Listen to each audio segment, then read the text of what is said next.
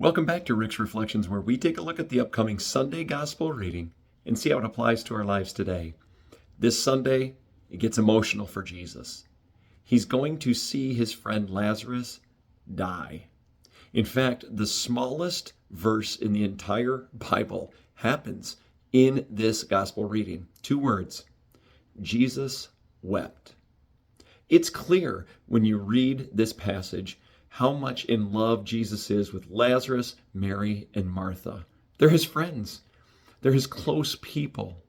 And yet he says that what's about to happen is going to glorify God. Now there's something really interesting in the reading. It says that by the time Jesus gets to Lazarus, Lazarus has been dead for 4 days. Now, Jesus got news before that. Jesus got news before Lazarus died.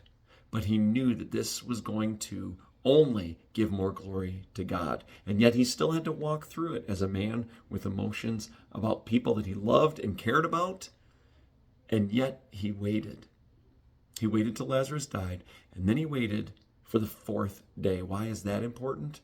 Well, back in Jesus' time, some people, not the Jewish people, but some people believed that the spirit could hover over the body for up to 3 days and still find its way back into the body. Jesus came on the 4th day. I believe it was on purpose. I believe it was to show that God is the master of all things, the creator of all things, that you can't attribute this miracle to anything else other than the saving power of God.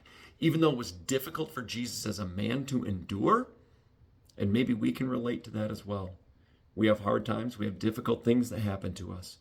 But if we keep in mind that it can be used to glorify God, then just like Romans 8:28 that says all things work together for good for those who love the Lord, then Jesus not only shows us how to do it, but lived it as both human and divine.